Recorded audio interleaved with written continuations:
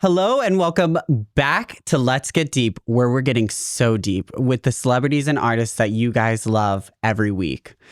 Today on Let's Get Deep, we have our special guest, Bruce Wayne Brackett, and I couldn't be more excited to have you here. Thank you. I'm excited to be here. It is our first time meeting in person, and I'm absolutely thrilled about that because I know that we've had a mutual friendship online for a few years now. So. And speaking of that, the way that I found you actually is when I was down when my grandmother was ill and everything with my mother, she showed me you on Instagram, like your really fun, positive videos. And that pretty much sums, Bruce is amazing, everyone. Like he makes the most positive, amazing, beautiful mental health, self-awareness reels that are also just like so much fun, and it's really inspiring, and I really appreciate you. And I think that's a really amazing quality to have because not a lot of people have that today. Thank you. That means a lot. And thank you to your Nana and mom, and love you.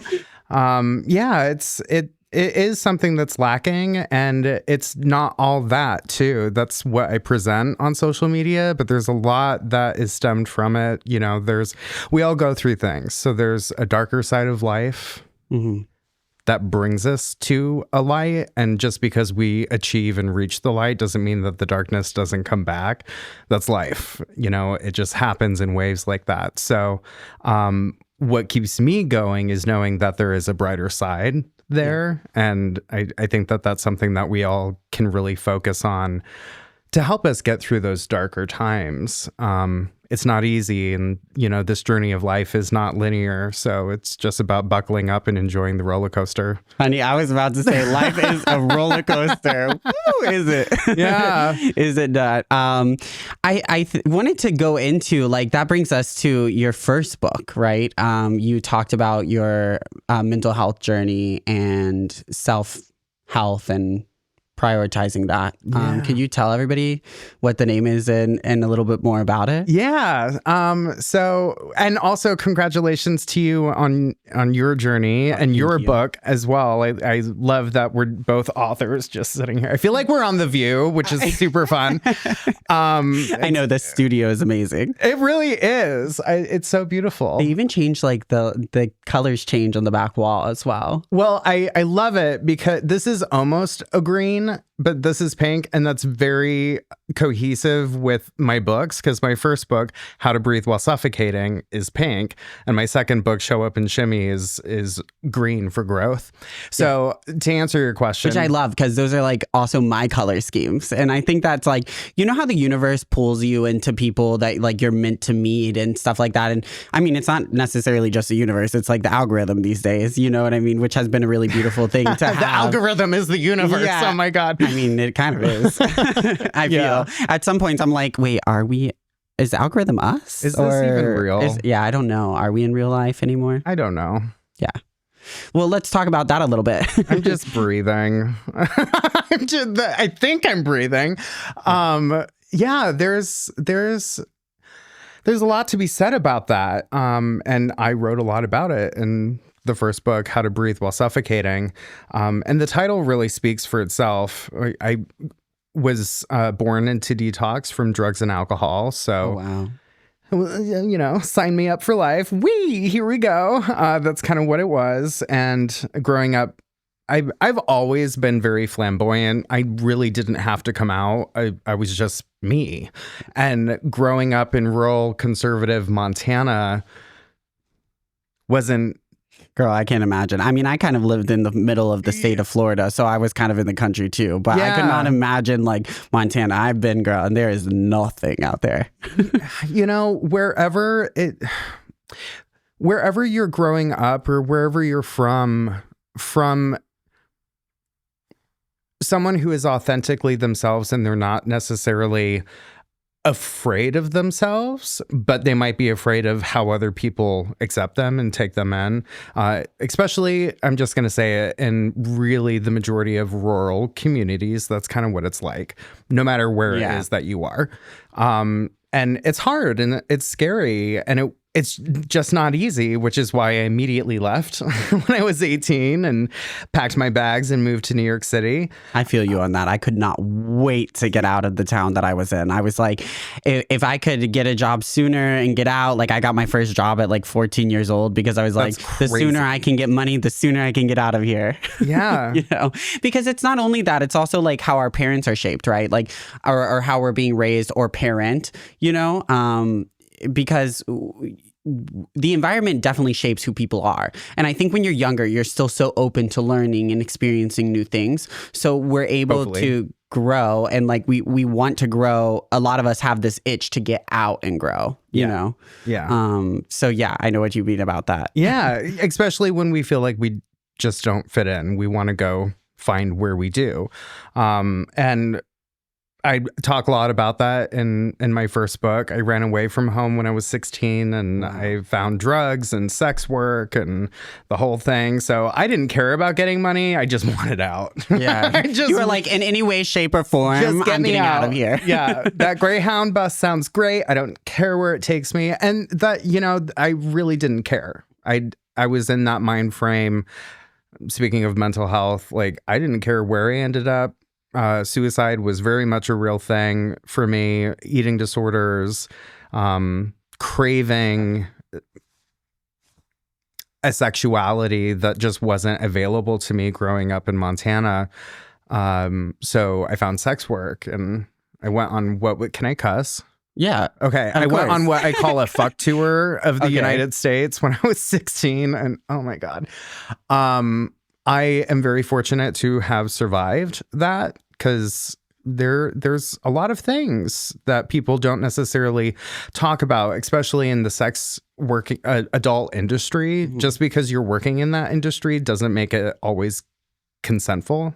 It doesn't mean that it's kosher. Like, right. I mean, you know, the fact of the matter is, right, like if we rewind back to like what you said about suicide, I think, you know, as somebody who can relate, when you're in that mindset, you don't really care what happens to you. No. But like deep down, you're still in there.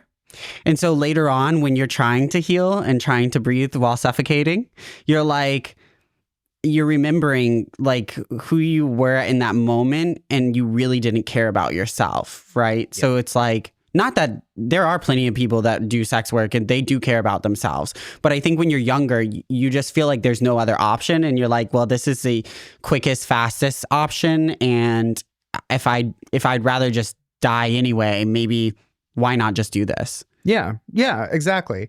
Like any industry, there's a healthy way of doing it and there's an unhealthy way of doing it. I chose the unhealthy and dangerous way.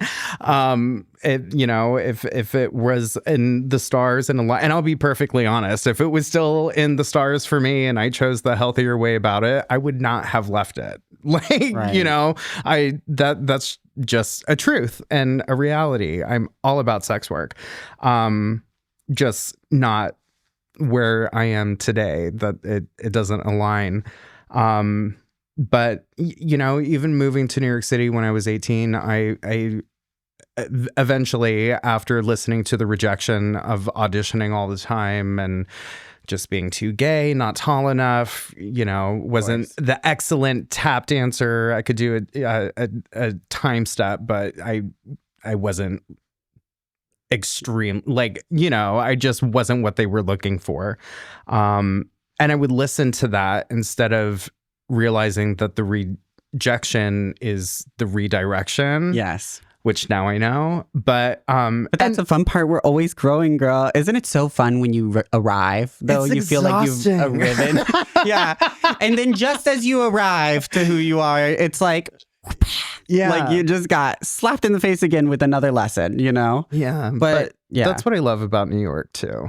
Yeah, that's the fun part, because there is a community here. And even though that community is falling apart in a lot of ways because of society, because of ChatGPT, because of dating apps, there is still a community in which you can learn, grow, and live your best life, I feel. Yeah, absolutely. It's a choice. Yeah. We have a choice every single day. And I do start out when my mental health is good, just realizing and saying, thank you, I made the wake up list, so I have options today. And do I want to be sucked into the algorithm and start comparing myself to everything else that is not necessarily even true online? Working in social media, that's something that I can honestly say about 90% of what you see online is simply not true.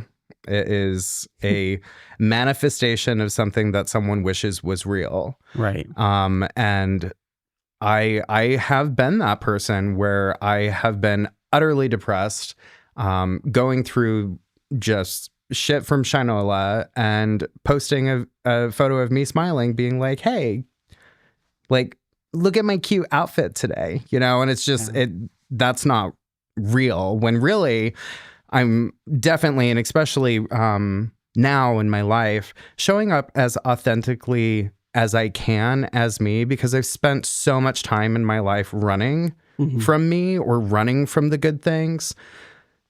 I just turned 35. I can't do that anymore. I can't afford it. Life is way too short.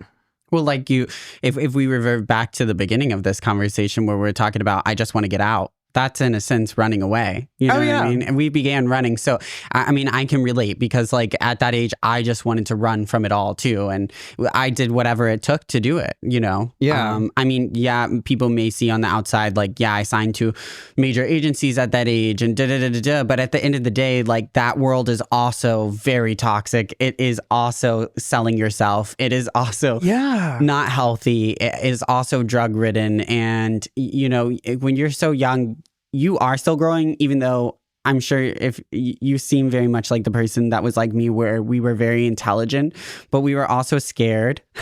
And just because we were super intelligent young kids doesn't mean that we knew what we were doing in this adult world. And we took advice from, if you don't mind me speaking for you as well, I feel like at that age doing what we did, we were taking advice also from all the wrong people. Oh, yeah. And the thing is that... including myself. Yeah. Parents can be children too. Adults can be children too. And they can put their own insecurities and things on us. Yeah. And, we're ever growing. And that's the beautiful thing. I think once you realize that as a person... by you, I mean everyone realizes that as a person, I feel like that's when you start to live again, when you start living in the now a little bit more, which I know in today's society, like it's very hard to live in the now, especially just like you can hop on the phone at any moment and see all these different worlds and be like, well, why am I not there? Like you were saying about, comparing ourselves to others and stuff like that. And it's just really unfortunate, but also fortunate in a way, because it's like about rewiring our brains to say, you know what, I could do that someday. Instead of I need to be doing that right now. Why am I not doing that right now? Yeah. And that's kind of the part about growing up, because I just turned 30 myself. So even though I moved to New York at 17, thanks. Welcome to the It's so much better than the 20s, girl. I know, that's right. I'm kind of loving it. Like sex drive is high. Like the whole journey's high. You get respected more. But what I have to say is like, even... girl, it's hard to go to the gym now. It's like I'm sore. I'm in pain the next day when I wake up, which is crazy because it's like those things are finally catching up. And it's like that whole like needing to work out more or needing to exercise more or actually watch my diet, which was never a thing before like halfway through 29. Oh, 30? It changed. Girl. It changed so fast for me. It's wild, really. Yeah. So you experienced that at 30 as well? Oh, I mean, anyone who turns 30, which... everyone that like, if with the graces that be, everyone's able to approach and get across 30 and get through the next days and go through the next decades. You turn 30, it just changes. And then it is that constant, going back to that daily choice. How do I want to live it? Where do I want to be? How do I want to maintain what it is that I have? What do I want to let go of? What no longer suits me? There's a lot of choices, and it is very powerful, because if I look back 18, 19, 20, my early 20s, I wouldn't go back because it was meth, crack. I mean, it was every drug under the sun. Mm-hmm. It shaped me. to where I'm at today. It helped me get here. I survived for some reason. You were talking about that, getting past where it is where we think that we should be, or coming back to our purpose. And I call it that little ember, that burning ember that's not quite extinguished, that childhood dream of you that is your being, your purpose. Once we fully start to radically accept us individually as ourselves and start to move forward in that direction for the betterment of our own future, that's when that becomes a freaking bonfire. And that's what starts to really push me forward. I don't know if you can relate to that. No, but, 100% I can relate. Once that heat gets going, you want it more. So yeah, you know what? You bringing up the purpose, I'm starting to tear up already. Like just having this conversation. That's the thing about getting deep. It's like we're really just being so honest and real here. And I think that's a big thing, is having your purpose. I remember going through going through rehab and all of those things, and them being like, you need to find your purpose. You need to find your purpose. I always kind of I always knew what my purpose was, but I don't think I was ever really fully embracing it until now at 30. You know what I mean? Like I knew where I wanted to go. I know that I had helped so many people online. Like at age 18, the first DM ever of this kind of, atmosphere or like thing that made me feel like I was doing something good, because there was always so much hate because of the way I looked, because I'm too pretty. Why talk deeply? You know, my life must be perfect. Was that somebody didn't commit suicide because of my post that night? Yeah. I literally started crying at 18. I wasn't a crier, like never really was. In my 30s, I'm very emotional. Yeah, good. Yes. Again, welcome. And I think that was always my purpose. I think I never really realized it until recently, like at 29, turning 30. Tell me your purpose. What? I believe my purpose was always to share my art in a way so one thing I always did through social media was I was kind of like always posting like some hot, sexy picture, because I knew that got likes. But underneath, I always wrote super inspirational things. And of course, that came with lots of backlash. I mean, there's like hundreds of thousands of people that talk about why is this hot young boy like, talking about motivational things. He hasn't lived life. He doesn't know what he's talking about. He's just pretty. Right. But I knew that by doing that was going to reach the masses. So it did end up doing that. And I feel like for me, I've always still continued that no matter what people said. And I feel like I have the purpose to use my voice to help others realize that there is all sides to everyone's story. Everyone has a story.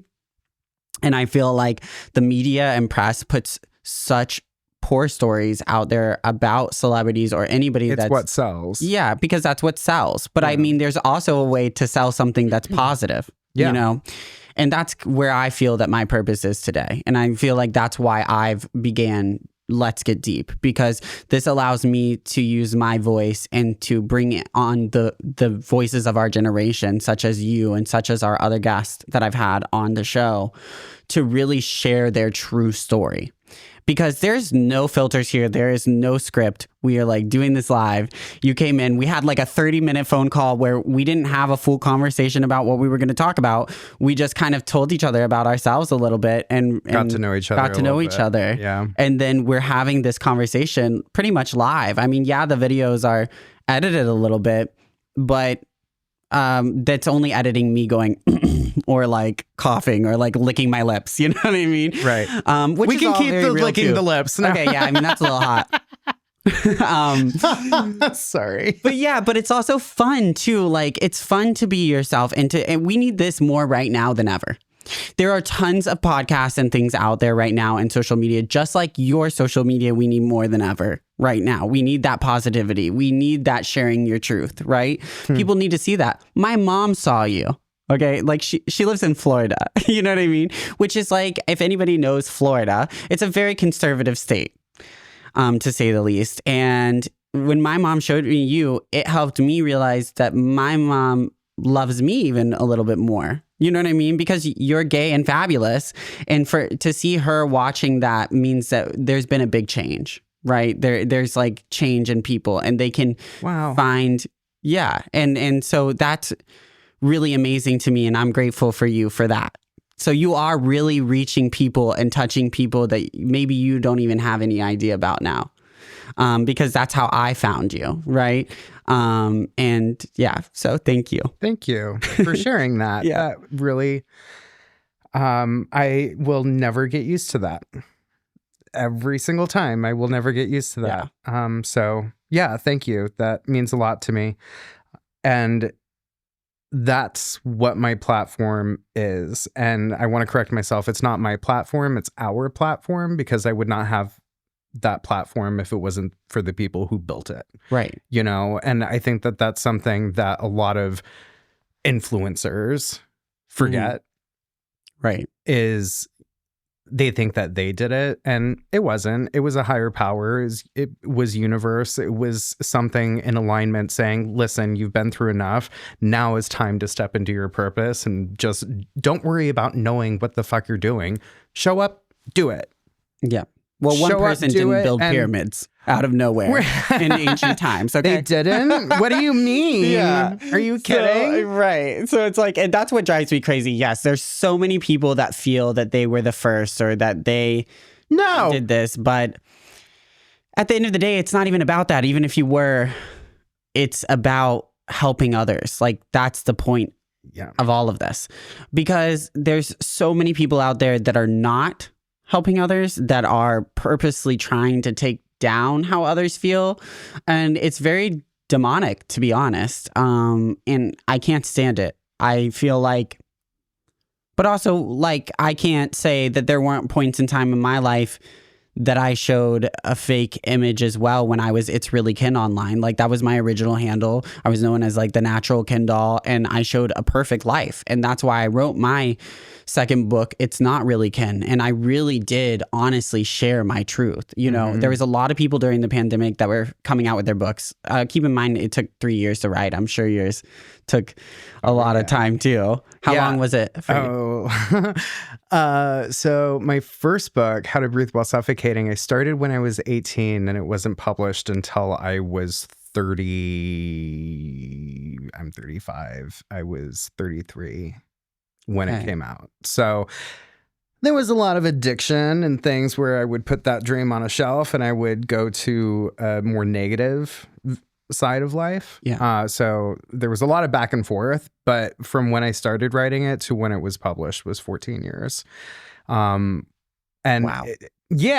So it takes the time it takes, but that's also the beauty about life. Time is the most valuable thing that we have. So whether you are doing something or you're choosing not to do something, that time is going to pass no matter what. So now I'm trying to fill my time as much as possible. My second book did not take nearly that long. Show Up and Shimmy, I think in full contract was a year, but it took me about 4 months. Well, it's also a little bit, once you get your first, you're kind of like, oh, now I kind of know the process. Oh, I can do it? And like, it's like possible. It's fun when you realize that anything is possible. As long as you put the work in, right? Like truly, what I found in my career, in my life, is like anything is possible. Anything that you want to do or accomplish. But you can't just manifest it. You have to put the work in for that manifestation. Yeah. Like, you can't be like, I want $1 million, and then $1 million appears. Yep. Like, you have to work for the $1 million. You got to do something. Yeah. And when people do get that, what I've noticed is that when people do get that instant gratification, it will also instantly disappear. Yep. Because you didn't work for it. It didn't build up to it. And it just kind of appeared, and you weren't ready for everything that came along with it, with no preparation, with not knowing, how people will treat you, or what you're going to go through, or building up a tolerance to those type of things, or just in general, like $1 million, people treat people that win the lottery terribly. There's a whole bunch of deaths from lottery winners within a certain amount of time of that winning. It's a real thing. You have to work towards your goals. You can't just expect to get it overnight, like these TikTok sensations, which I'm not jealous. I feel like people say that when I've said things about this in the past, but it's more of just like, I'm afraid for them because I know what it's like to be in the spotlight, and I know how long it took me to get there, and also all the things I had to go through and build tolerance to, and feel confident to know, like, okay, that's just somebody saying something. It's not gonna kill me. You know what I mean? Or like threats online or things like that. Like, those are things people are not prepared for when they get a viral video overnight. Yeah. I can relate to that. Yeah. Well, tell us a little bit about it. Well, the thing, I appreciate that you said overnight sensation. I would like to debunk that theory because the vast majority of truly successful that have longevity in their career of being an overnight sensation, like Cynthia Erivo, is not an overnight sensation. She's been working in her field for decades. Right. And exactly what you said. The world was just seeing her at that time that everybody said it was the overnight sensation. She worked for it, though. Yes. So there are overnight sensations that quickly don't know what to do with it, like you were saying, and then lose it all. In my case, I was kind of an overnight sensation. However, I can relate to that. There was a lot of work that went into it beforehand, and there was a lot of growth and figuring out, well, I don't know if that's necessarily what I want to do. Like, pandemic, my partner, Teo, encouraged me to get online and start just posting my time-lapse videos of me painting portraits. And I was like, that's a stupid idea. Like, why would I do that? I've got Instagram and Facebook, and I don't know anything about social media. But there was something where it was like, just do it. So I tried, and it was kind of the same response that Instagram was having for me. And then I just got in front of the camera and started to talk, and I would do lip syncings, but they were always geared towards like mental health. And I started to see that was getting more relatable and more traction. So it was like, okay, I've always wanted to be a motivational speaker.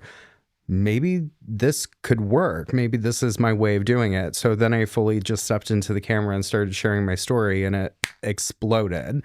And then again with Instagram, it exploded, and Facebook currently right now is going off. But Great. It is. I'm really happy for you because it's not about for me, other though. people. Yeah. Exactly. Because it's not you're about helping me. a lot of people. And I'm happy for you, but I'm also happy for everybody that it's going to touch, you know? But you also can't. And I'm grateful for it. Yeah, I was going to say, you also have to be happy for you too, because all the time and energy and effort and money you've put into your passion is like coming back to you now in a way in order for you to be able to help more people. Yeah. And that's the beautiful thing. I think a lot of people get confused with the sense of, oh, well, if I just give them money, then I'm just giving them money. You know, like if I'm paying for their book, then I'm just giving. No, these are things like our books are very long, hard projects that take a very long time and a lot of work. Yeah. And while they are our true story, it didn't just come, you know, like the book didn't just happen itself, or the podcast doesn't just happen itself. Right. All these things like take a lot of work, a lot of energy, and a full team of people to accomplish. And a lot of times we're investing our own money into these things as well. And so when you do, you know, like our stuff or watch it or reshare it or whatever, you're also helping us pay back all the things that we've put and invested in ourselves. But we're also doing this to help more people. And the more that people like and share and comment and, you know, purchase our products or whatever, you're allowing us to reach more people and to help more people. And that's why I think investing in somebody like you is absolutely amazing, because you are doing this for the right reasons. And there are a lot of people out out there that are not doing it for the right reasons. Yeah. Well, I think we had a conversation over Instagram DMs about brand deals and different things. And I was like, be careful. I was just like trying to be... You've been in the industry for a while, so you do know how to take care of yourself. But I was having a mama bear moment. Anyway. No, but I love that about you, though. See, because like we really didn't know each other until now. Like we followed each other like for the last 2 years, like you said. It has been 2 years. I think right? it's been like about 2 years now. Okay. Maybe 3. I'm not sure. But what I can say is like, yeah, like if you don't know me, then you didn't know that I've done this long. I didn't really know how long you've been doing it. And I think that's what the beautiful thing is. See, this is the beautiful part about social media. This is what social media was made for, to be social with others and to meet new people that we may have not known before, and create a beautiful friendship. Yeah. Yeah, absolutely. So you don't know what you don't know. Right. Yeah. And it you're right. That's what social media was supposed to be for. And again, if you have the choice and the integrity to choose how it is that you're going to use social media, it can be amazing. It can absolutely be life-changing. And even if you're not trying to be a content creator, but you want to have better access to the world or to other people who are like-minded. There are so many ways to go about it. But if we choose to stay stuck in an algorithm that's going to feed us what it is that we spent 3 seconds watching, went to the comment section, didn't make a comment, and then immediately left being like, that's not for me. Well, that says to the algorithm that you're interested in that video, that negativity, and it's going to keep pushing it. So everything is a choice, right? Like, I said I didn't really want to talk about addiction, but I will be honest about that. Every single time that I have relapsed, I chose that. It wasn't, how did I end up in this bar? Right. How did this drink get in my hand? No, bitch. You're like, I know I want to go. I'm going to go get effed up and that's it. Yeah. That is just honest of that process. But that's the scary part about addiction and relapsing is like, while you wanted to go do it, it was a choice. Yeah. It's also a choice that is very hard to not make because you're just like, all right, I've done everything. I've meditated. I went to yoga. I went to the spa. I've tried a massage. I went to the mountains. I've gotten a log cabin. I went surfing. Whatever your activity is that you do. I went to a fucking meeting. Yeah.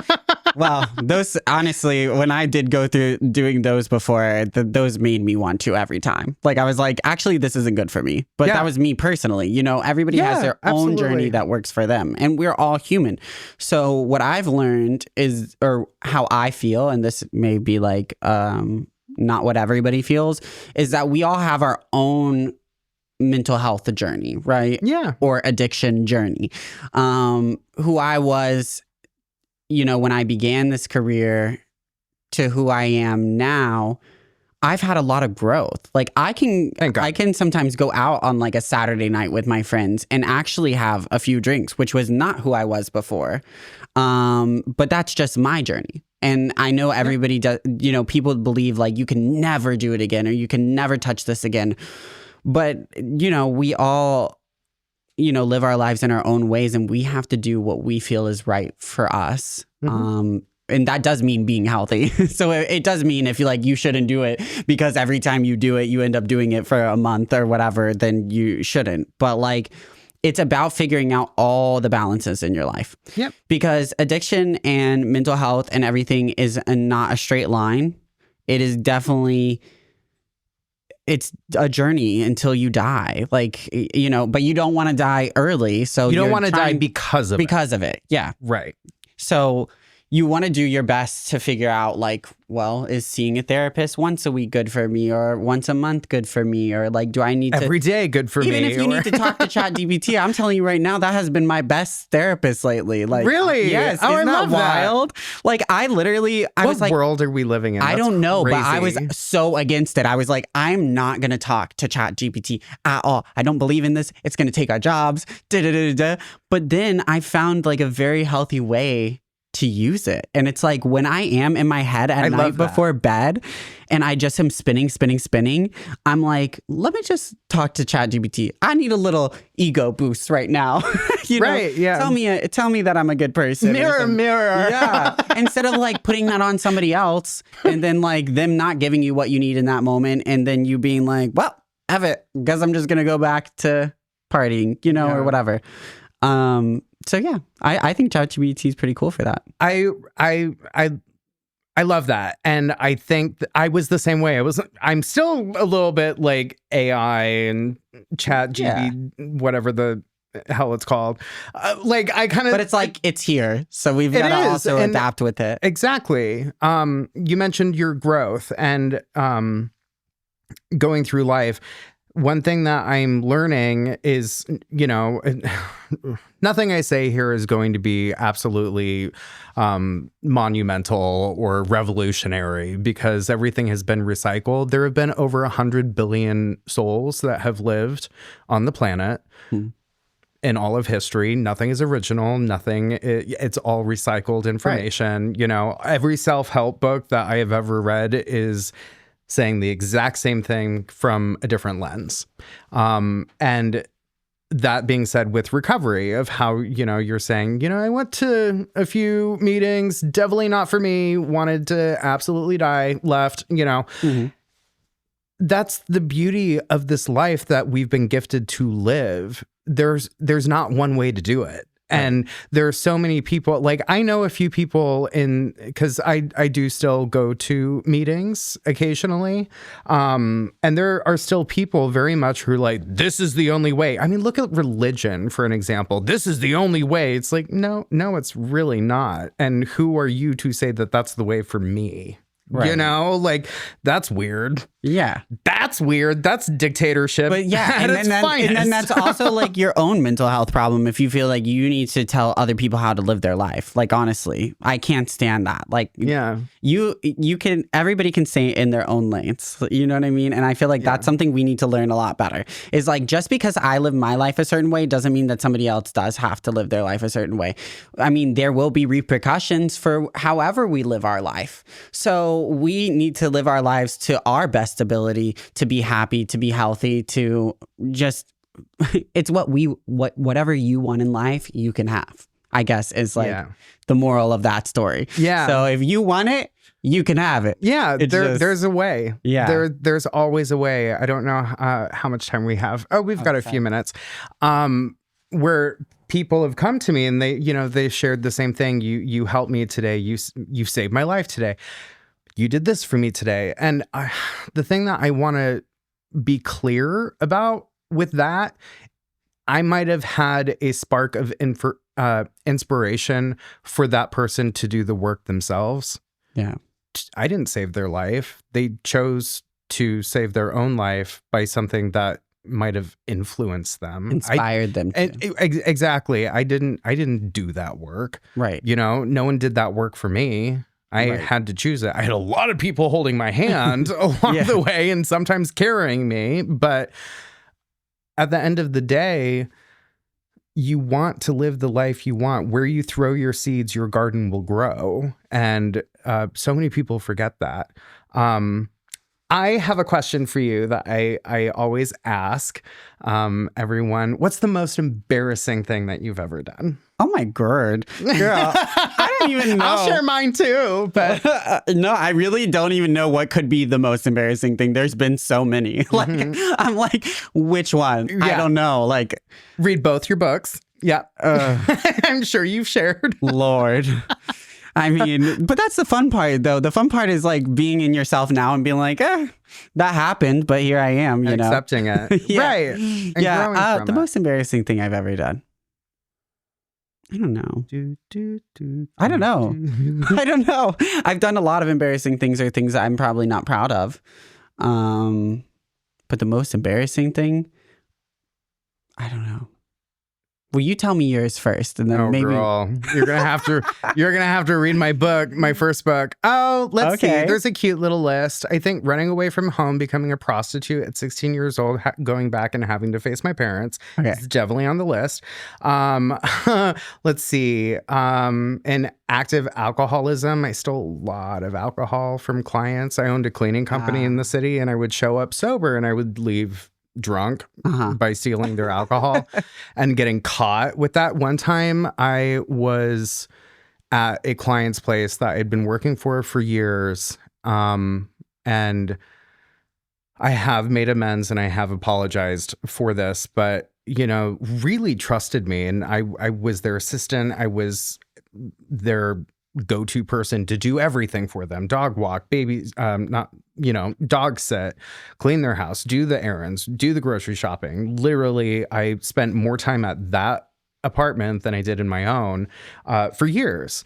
And one day he came home and I was passed out drunk with a very expensive bottle of whiskey still in my hand on the floor with the vacuum cleaner running in the other hand. And I'm just out on the, so like cute. There's a lot of embarrassing stories. Call it embarrassing. I kind of find them It's comedic. pretty humiliating. It's kind of comedic. Like that's a story, girl. You can literally go on a stage and tell all of these things as a comedian now. Like you've lived life. You know what I mean? I'm not saying everybody should live life that way. But I mean, you've lived life. Like that's the best part of it though. Like you've lived your life. Like, I mean, thank God you're still here to sit here right now. but like I don't find, I guess that's why it's hard for me to say which is the most embarrassing thing I ever done, because I don't find things embarrassing anymore. Shitting yourself on a dance club floor. Okay, well, I mean, is also literally pretty like doing that though, girl. You're like, there's a long line. Oh, good, I'm not alone. There's only one toilet. Do you remember Splash? I never, so when I moved here, Splash was no longer around. It was like Space. We had Space, and then we were also doing like Viva. Viva was like my Splash. Okay. Yeah. XL. I used to have a party at XL that I ran and hosted, actually. We had to have met probably, each other I'm sure. at some point. Yeah, because I had several parties in the city. I had like one called Jungle Gym, which I guess they've recreated now. That was like the top of Space, Ibiza club. And then I had a party at XL back in the day. And now look at you. She's so put together, honey. If you're not growing and changing in life, I really don't think that you're fully living. Well, I guess the honest truth is that you have one life to live, and you can choose and make choices on how you want to live that life. That's like the moral of the story of our whole conversation, I would say. Yeah. I want to thank you so much for coming on today. I can't wait to give you a big hug, but I just need to close this out really quick with make sure to like, comment, subscribe, share the channel, share to DMs, also add to Facebook link, send to all of your friends, and make sure that you get our books. So Bruce, can you tell everybody when your new book is coming out? Yeah, Show Up and Shimmy is coming out March 24th. The audio is coming out at the very beginning of April.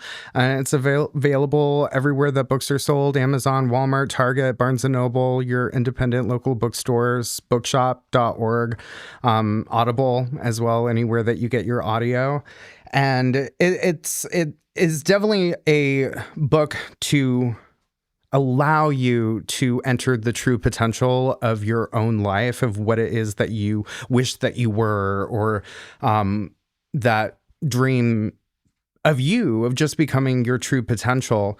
And the three things that I would like to say about the book that I really dive into is the 3 do's in life. Do your best, do no harm, and do for yourself every single day so that you can do for others. I love that. So yeah, I'm so excited to share this side. I can't of wait me to in a buy different it. way. I'm really excited to read it, honestly. And I've been seeing all your posts about it and showing up and shimmying. Yeah. Honestly, if So- you're having a bad day, just take 5 seconds and shimmy. I promise you, you will feel a lot better. Okay. You may not be perfect, but you will find that you are a little bit better. Just a simple act of shimmying. Girl, I'm It's gonna silly, actually but do it that. works. Okay. Yes. Like, how stupid is that? But it works. I love it. I'm super excited and I can't wait to read your new book. Thank you so much for coming on today. Thank you so much for having me. This was so much fun. I'm honored. Thank you. Me too. Thanks. Okay, perfect.